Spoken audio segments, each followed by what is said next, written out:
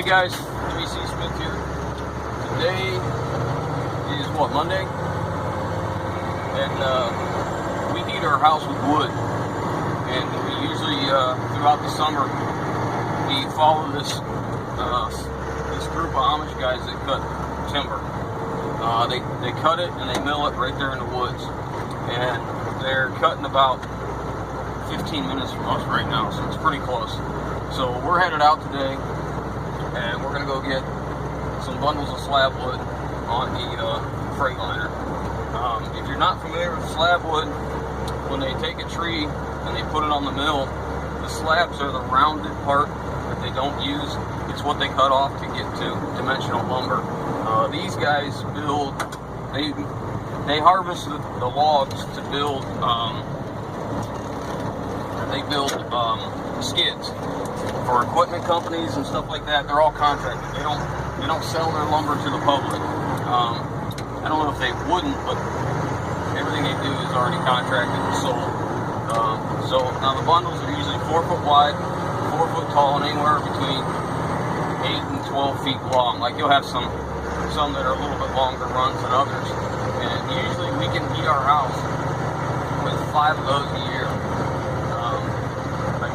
Try to get green stuff, a little bit greener, just because it's easier to cut with a chainsaw. Once it dries up, it dulls the chains a little faster. But this has been cut, what they have right now. They've been at the same place for about a month, but I just haven't had time to get out there. I've been so busy with other stuff. But all that in the rain. And today's decent. We got rain coming this afternoon, and then I think we got several days of rain coming after that. So we're going to try and get out there and get us 4 bundles today. Each bundle typically weighs in a little over 3,000 for what these guys cut and how thick they are. So when you put 4 of them on this truck, that's basically 12,000 pounds, so, or a little better, might be 13,000. And if you remember from the bus video, we found out my truck weighs more than I thought. It's 15,000 something. So legally I could put 11,000 pounds right at 12. So we'll be a little bit over. Won't be horrible, won't be unsafe or anything, but we're back in the country on country roads. There's nobody around.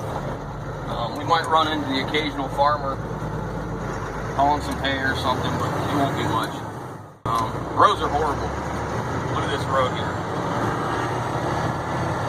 This is what our county roads are like around here. The speed limit's 25, but if you did 25, you'd be bouncing your head off the ceiling. It's pretty rough.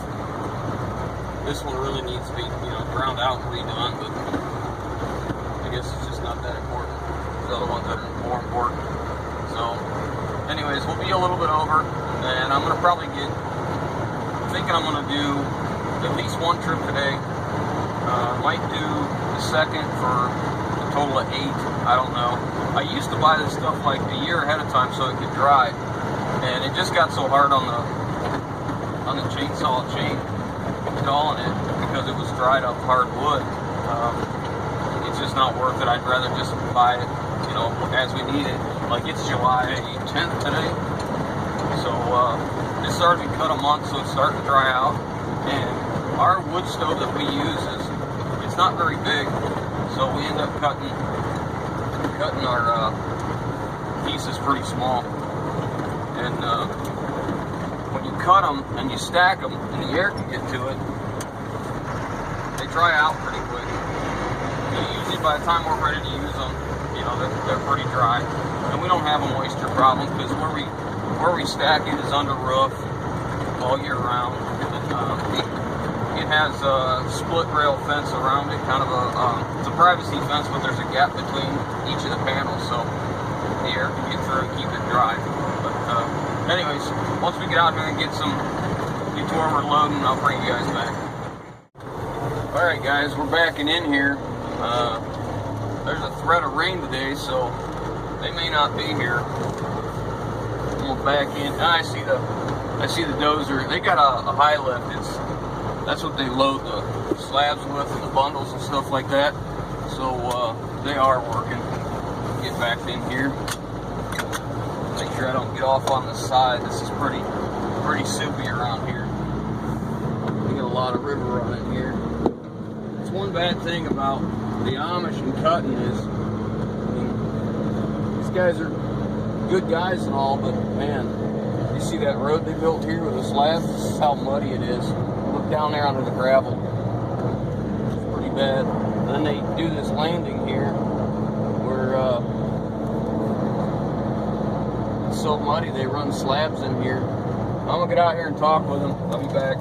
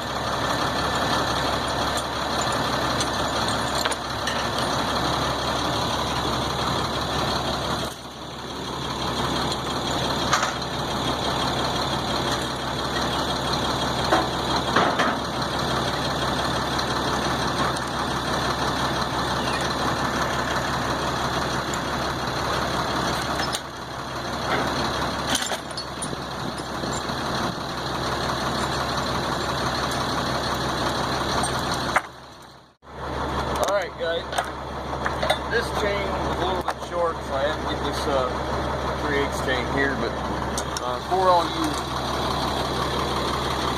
you guys get all wagged out of shape about the size chain I'm using, this is a grade 70 chain. I'm only securing just about 7,000, 6,000 pounds of this thing, so it is more than adequate. I got 2 chains, 2 binders on all of them, and I just went through and rechecked them, make sure they're all tight. And we'll have to do that again once we get on the road. We'll get down this one country road and next stop sign, we'll check again, because that lumber will settle. When it settles, the binders will be loose.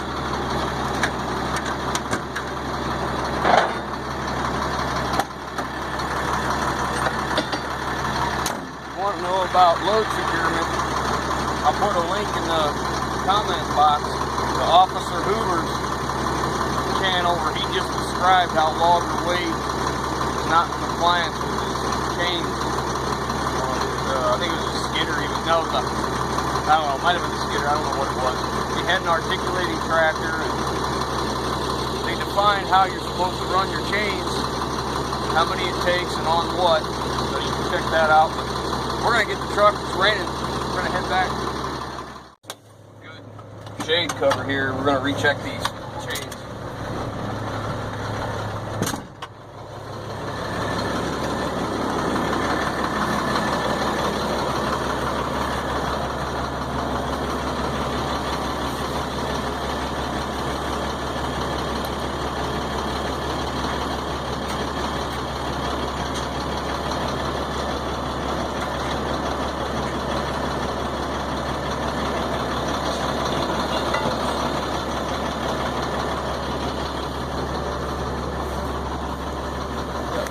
Dandy assistant here, camera woman.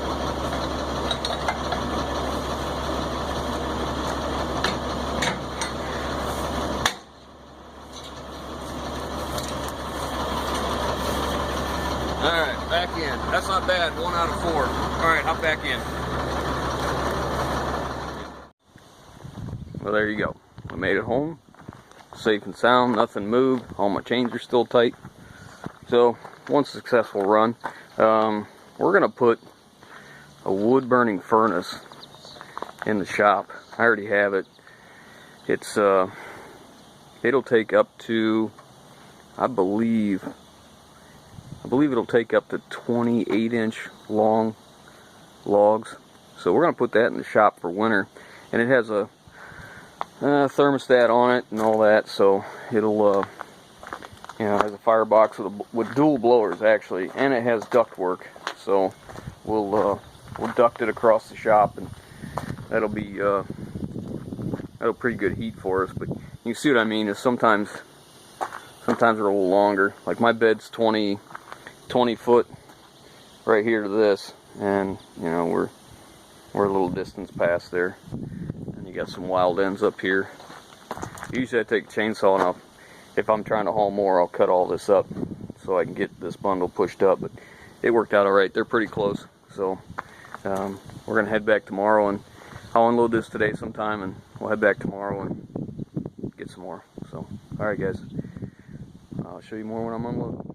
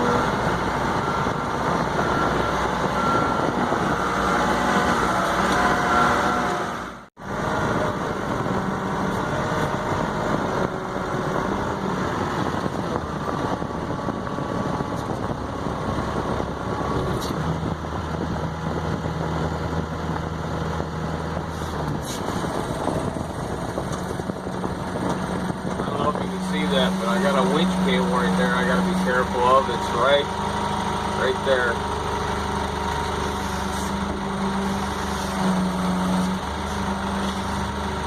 Make sure I get underneath it, or over top of it, I guess is what I really mean. There we go.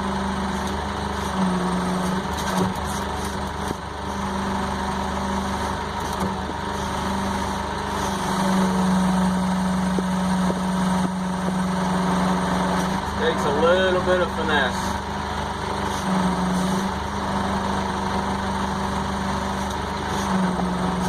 But you know what they say, if it was easy, everybody'd do it. And it's a little too hard to hold this camera and drive.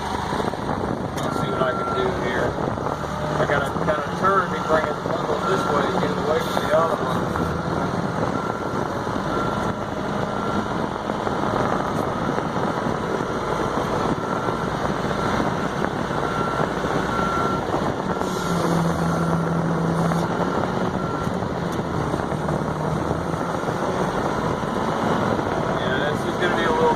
I'll shut this off. Alright, so here it's a little tight, so I'm going up above the mirrors on that International. I don't want to get near my assistant down there. Wait until she moves that stuff.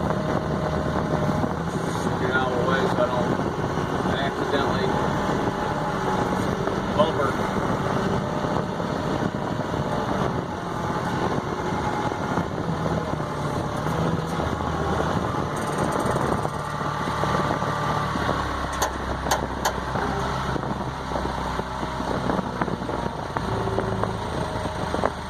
I like to keep about 6 inches to a foot apart from these. See right here, she's directing me.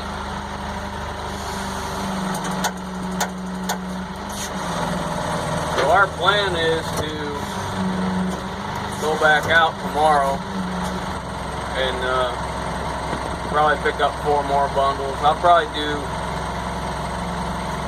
I don't know if I'll do 8 or 10. I hate to come back with a partial load, so I might just go ahead and do 3 loads, just get 12 of them, and then I'll have extras if somebody else needs them around here, or one of my friends need them or something. Alright, I'll get the next one. You can see it, but the flatbed of the truck is higher on one side than the other, so I can take this straight on and tilt the forks one way or the other so we can pick up level. I gotta tell you, when you're picking up level, it is so much easier. You get to a point where you're picking stuff up crooked, you just don't have a good balance, you could have trouble. Alright, you see over here, I got this brace for my bulkhead, so when I come backing up, I gotta turn the boom this way, which means I gotta steer out of it.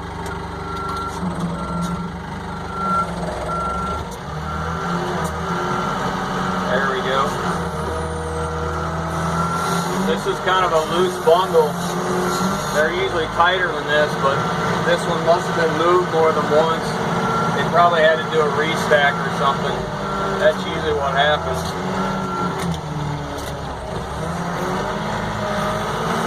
Alright, I'll get this one dropped off.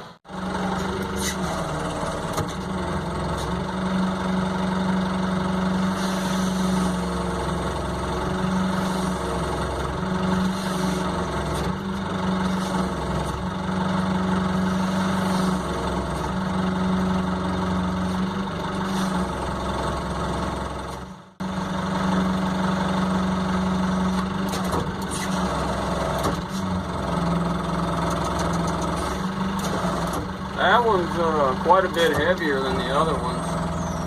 I'm not sure why, but must just be stacked a little tighter.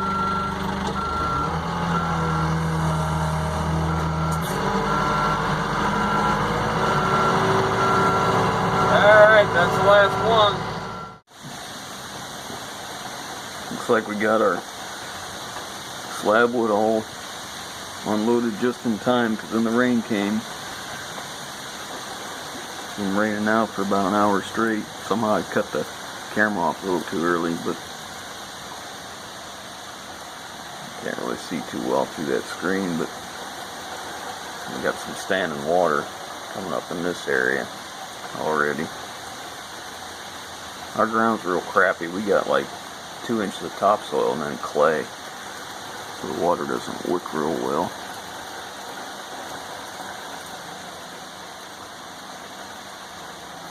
Yeah, well, that's it for today, guys. That was our getting slabwood. Like I always say, if you like what we're doing, give me these thumbs up. Leave your comments down below, and if you haven't already, hit that subscribe button. It don't cost you a dime. Alright, guys, we'll catch you on the next one.